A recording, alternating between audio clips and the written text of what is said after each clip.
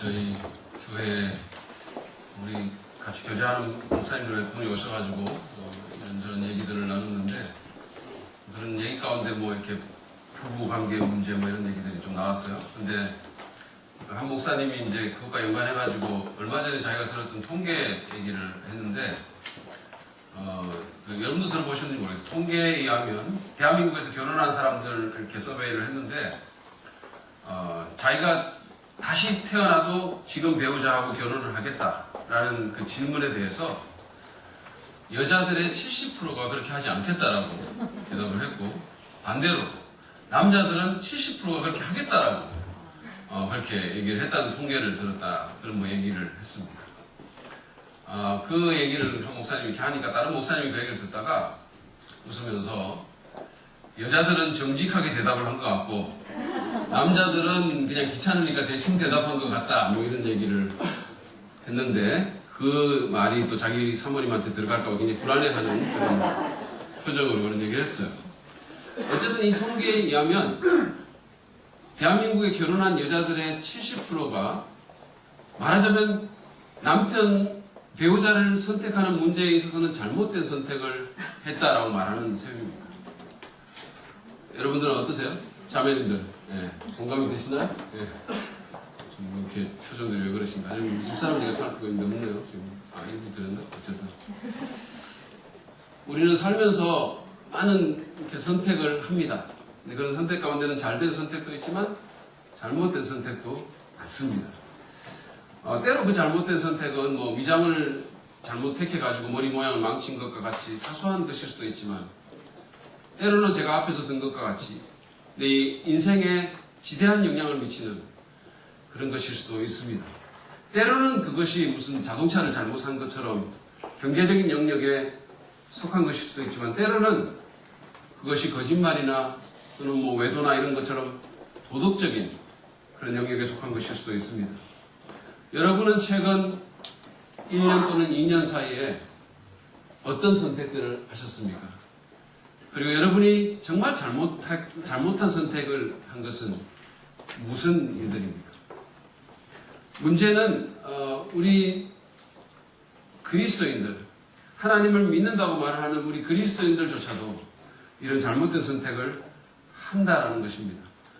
제가 드리는 말씀은 뭐냐면, 뭐 우리 그리스도인들이 미장원을 잘못 선택한다든지 또는 뭐 학과를 잘못 선택한다든지 이런 선택을 우리가 한다는 게 문제라는 얘기를 하는 거 아니에요. 왜냐하면 인간인 이상 우리도 그렇게 할 수가 있는 거예요. 제가 드리는 말씀은 우리가 하나님의 사람들이라고 말을 하고 그리스도를 쫓아가는 사람들이라고 말을 하면서 때때로 우리 삶 가운데서 그 선택이 하나님과 상관없는 선택을 한다라는 거예요. 다시 말해서 우리의 잘못된 선택은 영적인 영역과 깊이 연관되어 있다는 겁니다. 그리스도인들이 하나님의 말씀을 거역하기로 선택한다든지, 하나님의 뜻과 다른 선택을 한다든지, 하나님을 불신하기로 선택한다든지, 우리 삶의 여러 가지 선택의 문제에 있어서 하나님과 전혀 상관없는 그런 식으로 삶을 선택한다는데 우리의 문제가 있다는 겁니다. 오늘부터 우리가 보는 이 룻기 본문은 그런 잘못된 선택을 했던 한 가정의 얘기를 담고 있습니다. 평범한 가정이에요.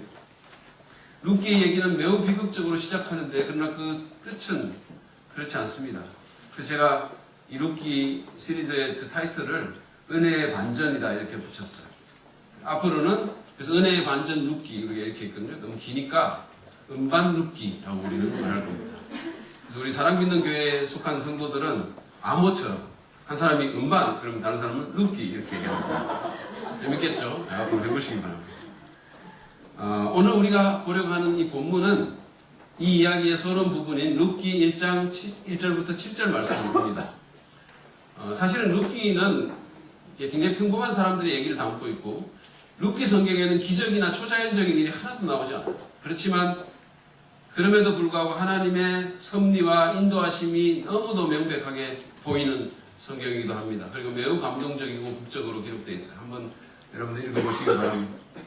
오늘 우리는 이 본문을 통해서 잘못된 선택을 한 사람들에게 어떤 일이 벌어지는지를 좀 생각해 보기를 원합니다. 먼저 본문 내용부터 잠깐 제가 살펴보겠습니다. 본문은 사사시대라는 말로 시작합니다. 영어로는 이게 저지스라고 되어 있죠. 사사시대. 이것은 이 이야기의 역사적 배경을 말해줍니다. 이 이야기는 모세와 여호수아의 시대가 끝이 나고 이스라엘의 본격적으로 왕정체제가 도입되기 그 중간 과도기 시절에 일어났던 이야기입니다. 어떤 학자들은 이 책 마지막에 나오는 연대기적인 정보를 가지고 계산을 해서 이 일어났던 이 얘기가 기드온의 시대에 일어났을 것이다 라고 말하는 학자들도 있습니다. 어쨌든 정확하지는 않고 주전 1300년부터 시작해서 1200년 사이에 일어난 이야기에는 틀림이 없습니다. 사사기 기자에 의하면 그때 이스라엘에는 왕이 없었습니다. 그래서 사람들은 자기 마음에 맞는 대로 그냥 행동했습니다. 사사기 21장 25절에 보면 그런 말씀이 있죠. 이스라엘의 왕이 없으므로 사람들은 저마다 자기의 뜻에 맞는 대로 하였다. 또는 개혁성경에 의하면 자기의 소견대로 했다. 그 말은 단순히 인간 왕의 부재를 말하기보다는 이스라엘이 자기들의 왕이신 하나님의 왕되심을 거부했다라는 그런 의미가 함축되어 있습니다. 그분의 기준을 버리고 그분의 통치권을 무시했다라는 거예요. 자기 생각대로, 자기 마음대로 살았다는 겁니다. 오늘날 종교다원주의, 도덕적인 상대주의에 빠진 포스트 모던 시대하고 매우 유사한 시대였었어요. 자기 소견에 오른 대로, 자기 기준대로, 문화적인 도덕 기준을 갖고 그냥 살았다는 거예요. 여하튼 그때 하나님께서 인도하여 들이신 그 땅에 기근이 들었습니다. 하나님께서 약속하셨던 젖과 꿀이 흐른다는 그 땅에 기근이 든 겁니다. 사람들이 먹을 것이 없어서 고통하고 있는 겁니다. 이건 말이 안 되는 얘기예요. 다른 곳에 기근이 드는 것은 들 수 있지만 여기는 그래서는 안 됩니다. 왜냐하면 하나님께서 약속하신 땅이기 때문이에요. 그런데 왜 이런 일이 일어났을까요? 그것은 그들이 하나님의 말씀을 불순종했기 때문입니다. 하나님의 말씀을 제쳐두고 자기 마음대로 행했기 때문이에요. 자기 도덕 기준대로, 자기 생각대로 그냥 했기 때문입니다. 사사기를 읽어보면 당시에 이 이스라엘이라는 나라가 얼마나 타락했고 얼마나 악했는지를 잘 볼 수 있어요. 사사기는 룻기 앞에 있습니다. 룻기는 어디 있나고요? 룻기는 사사기 뒤에 있어요. 도움이 되시나요? 어쨌든 하나님께서 모세를 통해서 이스라엘이 하나님의 말씀을 불순종하면 그것이 아무리 젖과 꿀이 흐르는 약속의 땅이라 할지라도 그리고 그 대상이 아무리 하나님의 이름을 일컫는 하나님의 백성이라 할지라도 그 땅에 기근과 전쟁이 있게 될 것이라고 경고하셨어요. 그리고 그 경고대로 그 일이 지금 이 땅에 이루어지고 있는 겁니다.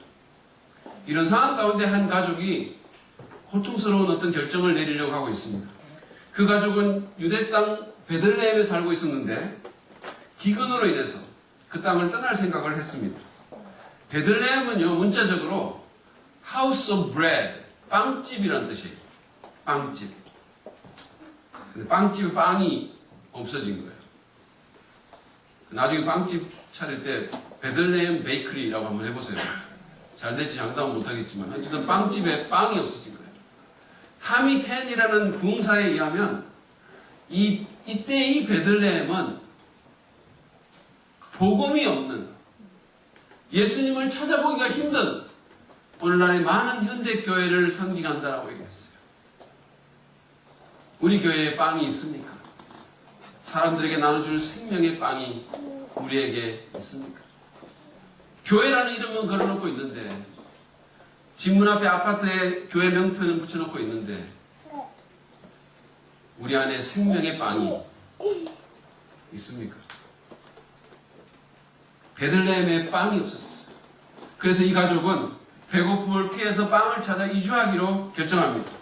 이사해 본 분은 아시겠지만 이 이사한다는 게 쉬운 일이 아니잖아요. 얼마나 스트레스가 있는 일입니까? 그런데 이 시대에는 이삿짐 센터도 없었죠. 무슨 교통수단이 있는 것도 아니었잖아요. 제대로 된 것. 내비게이션 같은 게 있지도 않았잖아요. 얼마나 불편했을까? 여러분, 혹시 남자가 안전하게 잘 살려면 여자 3명의 말을 잘 들어야 된다는 얘기 들어보셨어요? 그 한 여자는 어머니고, 다른 여자는 부인이고, 그리고 또 다른 여자는 내비게이션의 그 여자 말을 잘 들어야 된다. 어쨌든 간에, 정말 이렇게 불편한 이 시대에 이 가족이 이사하기로 결정을 했는데, 그들이 어디로 가려고 했을까요? 이스라엘이라는 나라를 떠나서 모압으로 가려고 했던 겁니다. 말하자면 이건 그냥 단순한 이사가 아니라 이민을 가려고 했던 거죠. 그들의 절박한 상황이 이해가 안 가는 것은 아니지만, 그러나 이 선택은 잘못된 선택이었습니다. 아주 잘못된 선택이었었어요. 그들은 인생의 고통을 만나자 그걸 그냥 피해버리기로, 도피하기로 결정했습니다. 하나님께서 거기 있으라고 했는데, 하나님께서 약속의 땅이라고 했는데, 어떤 어려움이 생기니까 바로 그냥 도망가 버린 거예요.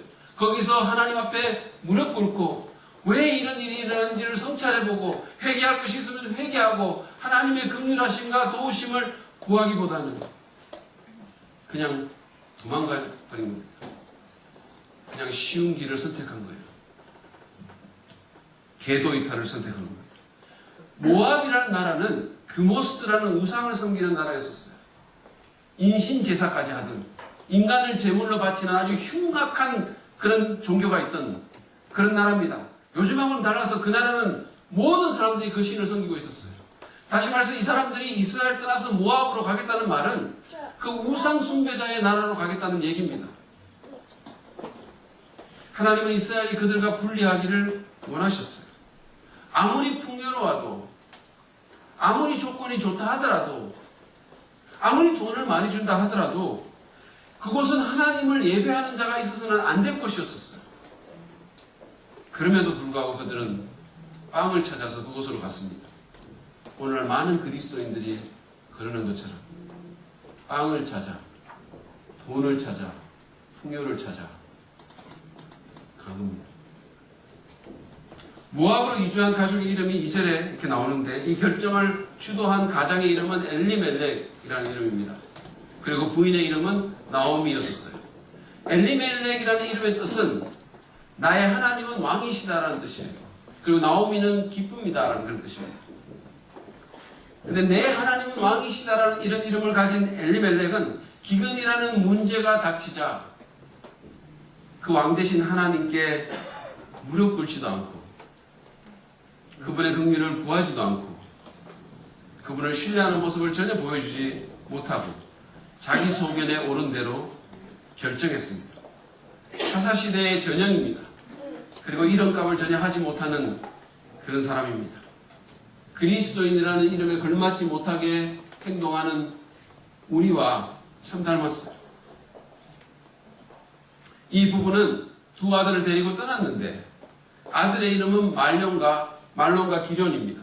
말론은 아픈 이라는 뜻과 어근이 같아요. 그러니까 이게 병자 뭐 이런 식이고. 그리고 기련은 쇠약한 이런 의미예요. 그러니까 자기 아들 이름을 이렇게 붙인 게 참 독특하지 않으십니까? 예? 저는요, 이건 정말 이게 이해하시면서 제가 읽는 게 아니고 이건 실화입니다. 어떤 오시성을 가진 아버지가 쌍둥이를 낳았는데 그 아이의 이름을 하나는 오동동, 하나는 오동추로 지은 거예요. 진짜 정말 그 아버지 정말 회개하셔야 돼요. 근데 제가 그런 거는 들어봤지만, 아니 자기 아들의 이름을 무슨 하나는 병자, 하나는 쇠약, 이렇게 이건 제가 성경에서밖에 못 봤어요. 왜 이랬을까요? 무슨 의사 시키려고 그랬나? 왜 그랬는지 모르겠어요. 어쨌든 그들은 이 두 아들을 데리고 모압으로 이주를 해서 살았습니다. 근데 1절에 의하면 잠깐만 살려고 간 것 같은데, 우거하려고, 좀 이 어려움을 피해보려고 간 것 같았는데, 그 잠깐이 10년이 됩니다. 우리도 그럴 때가 많지 않습니까? 잠시 교회 일 내려놓고, 잠시 하나님 밀쳐두고, 잠깐 세상 일에 집중하려고 했는데, 잠깐 무언가에 탐닉하려고 했는데, 잠깐 내가 원하는 것을 내가 정말 하나님 따라서 이렇게 찾아보려고 했는데, 잠깐 잠수하려고 하는데, 그 잠깐이 세월이 되는 거예요. 잠깐. 3절부터 보면 기근을 피해서 모압으로 온 이 가정에 비극의 바람이 불어닥칩니다. 광풍이 부는 거예요. 어느 날 모압액을 결정한 이 엘리멜렉이 세상을 떠나게 됩니다. 사고인지 질병인지 우리는 몰라요. 모압에 와서 얼마가 지나서 죽었는지도 모릅니다. 바로 죽었는지 좀 지나서 죽었는지 아니면 자기 아들들을 결혼시키고 죽었는지 아니면 그 전에 죽었는지 몰라요. 정보가 없어요. 그러나 한 가지 분명한 사실은 이 사람이 단명했다라는 겁니다. 자기 명대로 살지 못했다라는 거예요. 나오미는 졸지에 과부가 됐습니다.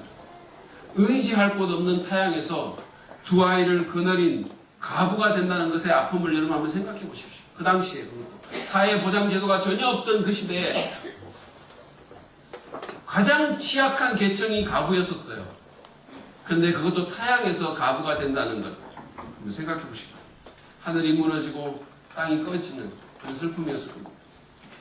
4절에 보면 두 아들은 모압 여자를 아내로 맞아들입니다. 금오스를 숭배하는 우상 숭배자들이에요. 그들과 결혼한 겁니다.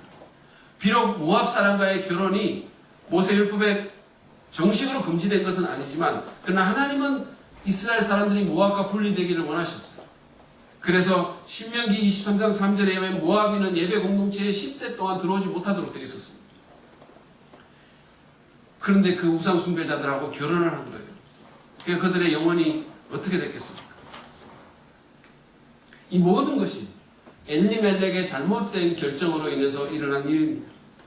4절 하반절은 두 모압 여자의 이름을 밝히는데 하나는 루시고 오늘 우리가 살펴보는 이 책의 주인공인 루시고 다른 하나는 오르바입니다. 비록 이방 여자를 며느리로 맞아들였지만 그리고 비록 삶이 녹록지 않았지만 그럼에도 불구하고 자식을 결혼시키는 기쁨은 있었을 거 아닙니까? 그렇죠? 나오미. 우리 교회도 지난 주말에 그 결혼식이 있었지만 결혼식만큼 정말 이렇게 즐거운 게 어디 있습니까? 얼마나 기쁩니까? 얼마나 기뻤으면 사람들이 주례가 말하는데 자기들도 같이 말하면서 그렇게 즐겁게 웃고 떠들었겠어요. 얼마나 기뻤어요. 근데 그 나오미의 기쁨은 오래가지 못했어요. 남편에 의해서 두 아들이 또 죽은 겁니다. 여러분 나오미 성경 속의 인물이 아니라 그냥 우리 같은 그런 젊은 어떤 엄마 한 40대 50대 엄마 입장에서 한번 생각해 보세요. 자기 자식이 하나 죽는 것만 해도 그게 얼마나 큰 비극입니까? 아니 죽기는 그냥 자식이 무슨 병이 들어도 우리가 얼마나 고통스럽습니까? 근데 자식이 하나도 아니고 둘이 죽고 거기다 남편까지 죽었어요. 누군가의 표현처럼 정말 그야말로 세계의 스트라이크를 그대로 맞은 겁니다. 청천벽력이 따로 없죠. 정말 기구한 운명입니다. 이런 경우가 어디 있습니까? 하나님 도대체 왜 이러십니까? 예전에 무슨 나왔던 연변 사람처럼 진짜 뭡니까 이게? 하나님이 나빠요? 그런 불평과 원망이 충분히 나올 수 있는 그런 상황이 나오미의 입장이었습니다. 그러나 그럼에도 불구하고 나오미는 삶을 포기하지 않습니다. 뒤에 보면 알겠지만 하나님에 대한 믿음을 버리지도 않아요. 그냥 꾸준히 갑니다. 여러 가지 의문이 있었겠지만 삶에 힘듦이 있었겠지만 불평이 때로는 생기고 원망이 생겼겠지만 썽뿌리도 있었겠지만 그러나 그냥 갑니다. 그런 가운데 그녀는 기쁜 소식을 듣게 됩니다. 주님께서 자기 백성을 돌보셔서 고향에 풍년이 들었다라는 그 얘기를 듣게 된 겁니다. 근데 오늘 여기 보면 6절에 주님께서 백성을 돌보셔서라고 이렇게 세 번째 번역을 했는데 이게 문자적으로는 주님께서 그 백성을 다시 찾아오셨다는 것이에요. The Lord visited His people. 하나님께서 자기 백성을 찾아오십니다. 나오미는 그저 경제가 좋아졌다, 침략의 위험이 사라졌다, 또는 날씨가 대박이다 그런 말을 들은 게 아닙니다. 물론 이 모든 것이 기근으로부터 회복되는 요인이었을 수도 있어요. 그러나 그녀는 주님께서 자기 백성을 돌보셔서 주님이 찾아오셔서 이 모든 문제가 해결됐다는 말을 들었어요. 인생은 어떻게 해석하는가가 굉장히 중요해요. 사실은 기후 조건이나 군사, 정치, 경제적인 상황은 다 2차적인 원인에 불과했습니다. 나오미는 이 풍년을 주님의 선물로 본 것입니다. 주님의 은혜로 본 것입니다. 그래서 그녀는 여전히 모든 질문에 대한 대답이 나온 것은 아니지만 여전히 마음속에 씁쓸함이 있었지만 그러나 그럼에도 불구하고 다시 고향 땅으로 돌아가기로 결정합니다. 7절이 말하는 것처럼 가부가 된 자기 며느리 둘과 함께 새 가부가 귀한 길에 나서게 됩니다. 이것이 우리의 이야기입니다. 저는 이 이야기가 우리에게 주는 잘못된 선택에 대한 두 가지 교훈을 여러분과 좀 남은 시간을 통해서 나누려고 합니다. 첫 번째로 우리가 생각할 수 있는 교훈은 이겁니다. 잘못된 선택에는 결과가 있다. 우리가 잘못된 선택을 하면 거기에 따르는 결과가 있습니다. 오늘 본문에는 잘못된 선택을 한 그룹과 개인이 나옵니다. 그룹은 이스라엘 사람들이고 개인은 나의 하나님은 왕이시다라는 이름을 가졌던 엘리멜렉입니다. 이미 제가 말씀드렸던 것처럼 이스라엘은 하나님을 불순종하기로 결정했어요. 그런 선택을 내렸어요. 주의 말씀을 무시하고 자기 소견에 옳은 대로 행하기로 선택했습니다. 그래서 그 선택의 결과로 그들은 기근이라는 그런 재앙을 맞이하게 된 것입니다. 엘리멜렉도 마찬가지예요. 어려움을 만나자 왕이신 하나님을 정말 신뢰하고 그럼에도 불구하고 계속해서 그 하나님의 긍휼을 구하고 왜 이런 일이 생겼는지 하나님 도대체 무슨 일 때문에 이런 일이 생겼습니까? 그러면서 회개하고 주님 앞에 부르짖기보다는 그냥 하나님이 두신 것을 바로 떠나서 도피해버립니다. 그리고 모압이라는 우상숭배의 땅으로 궤도이탈하는 그런 잘못된 선택을 한 엘리멜렉의 경우도 마찬가지입니다. 그에게도 결과가 있었습니다. 이 사람이 믿는 사람이라면 천국은 갔겠지만 그러나 잘못된 선택을 위해서 그는 때이른 죽음을 맞이했을 뿐만 아니라 가문이 몰락하는 위기에 처하게 됩니다. 하나님께서는 우리를 영적, 도덕적으로 책임 있는 존재로 만드셨어요. 그렇기 때문에 그분은 우리의 선택을 굉장히 중요하게 보십니다. 그리고 그 선택을 존중하세요. 어인 맥마너스라는 목사님은 인간이 할 수 있는 일 중에 선택이 가장 영적인 것이다 이런 얘기를 했어요. 선택은 굉장히 영적인 것입니다. 우리가 갈라디아서를 공부할 때 수학의 법칙을 통해서도 봤지만 우리는 심은 대로 거둡니다. 뭐든지 마찬가지입니다. 우리가 만약에 하나님께 불순종하기로 선택했다면 그것을 심었다면 우리는 그 결과를 거두게 될 것입니다. 지난 금요일날 김철기 교사님은 설교하면서 의도적인 불순종은 우리가 의도하지 않는 결과를 낳는다라고 그렇게 말을 했어요. 멋지지 않습니까? 이거는 원래 하나님께서 제게 주신 말씀인데 그게 어떻게 김철기 전사한테 갔어요? 요즘 이 지구온난화로 하늘에서부터 소통이 원활하지 못해가지고 좀 이게 이상하게 그쪽으로 갔어요. 이건 주님이 저한테 주시는 말씀. 의도적인 불순종은 우리가 의도하지 않은 그런 결과들, 우리가 결코 원하지 않는 결과를 갖습니다. 물론 하나님은 우리의 죄를 용서하시죠. 그러나 그것은 우리가 선택한 잘못된 결과에 대한 그 선택에 대한 결과까지 없애준다는 말씀은 아니에요. 예를 들어서 여러분이 만약에 학생이 만약에 있다면 학생이 공부하지 않기로 선택할 수 있어요. 공부하지 않고 무슨 포르노에 탐닉하고 게임하고 그렇게 하기로 선택할 수 있어요.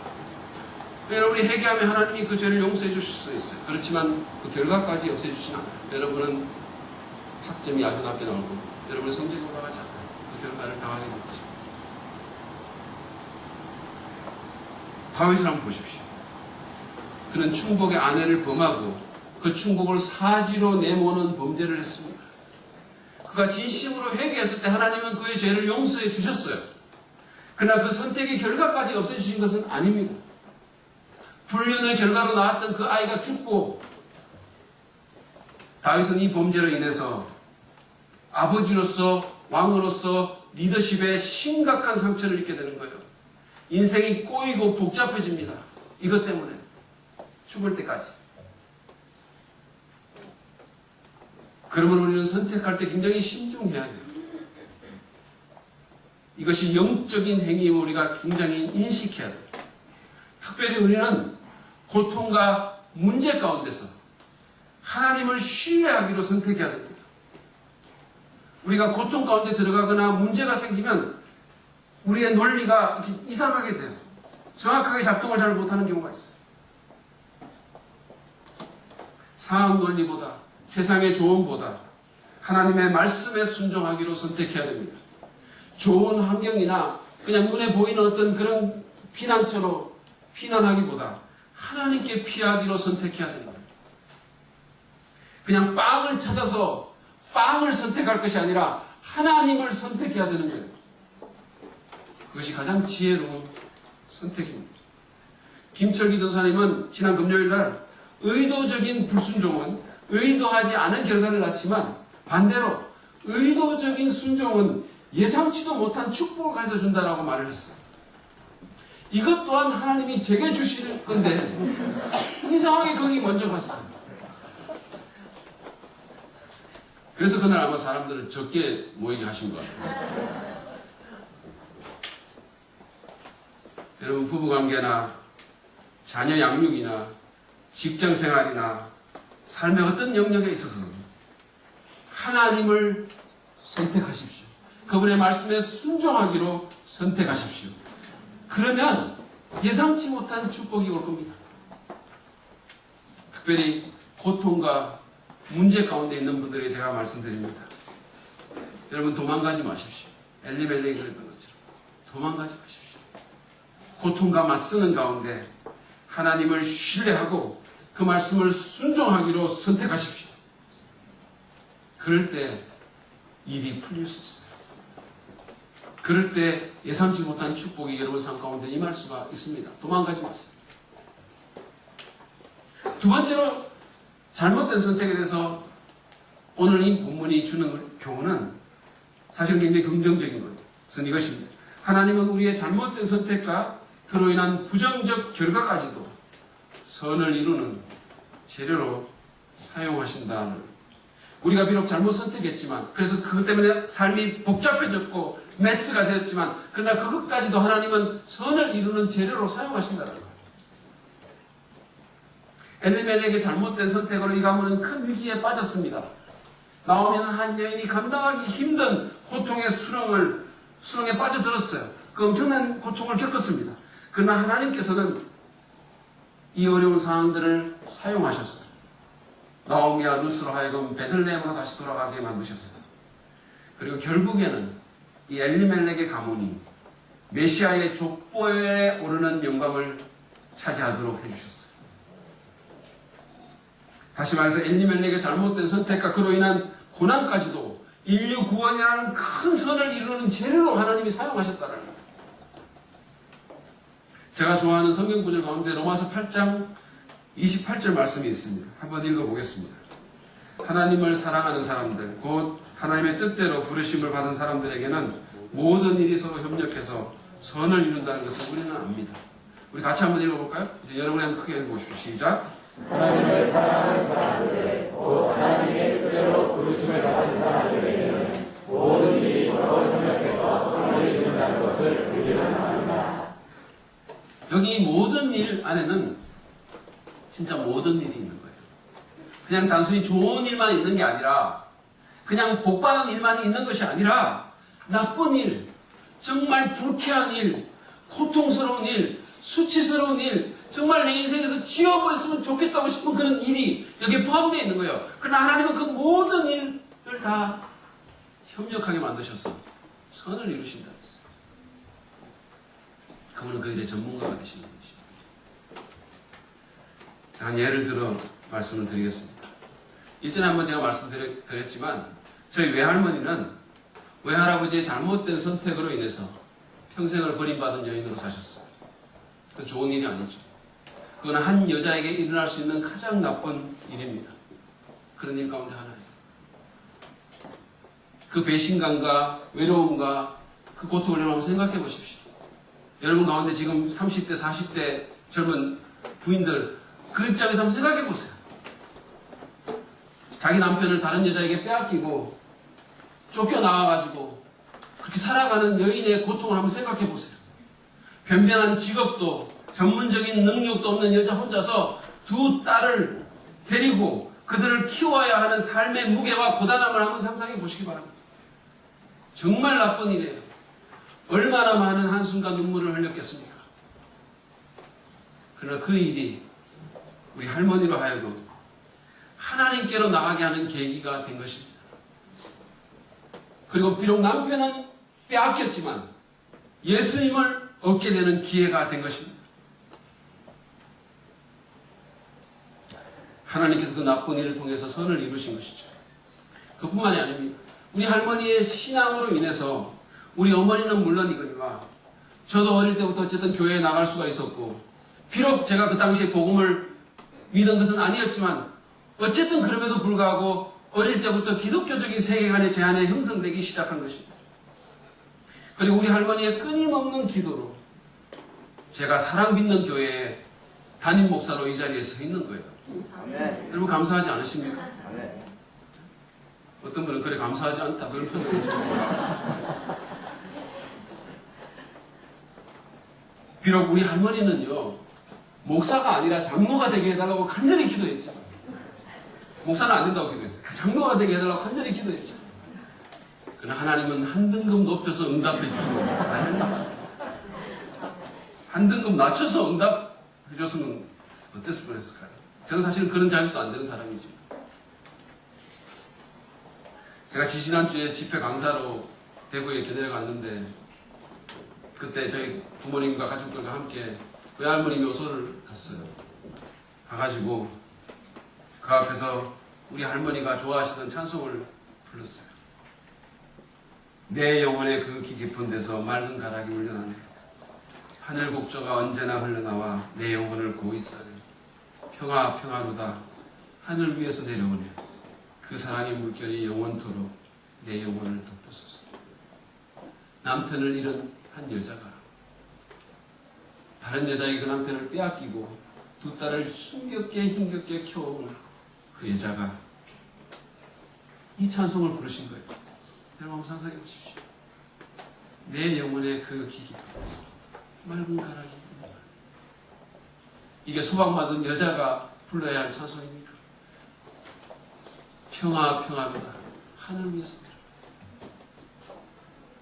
하나님께서 그 나쁜 일을 선으로 만드셨기 때문에 그분이 이 찬송을 늘 부르면서 사신 거예요. 그래서 우리가 그 무덤 앞에서 그 찬송을 부르고 우리 할머니의 삶을 추억하고 눈물로 감사기도를 했습니다. 그리고 믿음의 가정이라는 선을 이루어주시죠. 하나님을 찬양했어요. 지금 혹시 여러분들 가운데 잘못된 선택의 결과로 어려움을 겪는 분이 있으십니까? 아니 비록 내 잘못은 아니라 할지라도 누군가의 잘못된 선택으로 고통에 빠져있는 분이 계십니까? 여러분 절망하지 마십시오. 자포자기하지 마시기 바랍니다. 비록 지금은 잘 안 보일지 모르지만 하나님은 그 고통을 재료로 사용하셔서 선을 이루실 것입니다. 그러므로 다시 한번 하나님을 바라보십시오. 회개할 것이 있으면 회개하시고 다시 일어나시기를 바랍니다.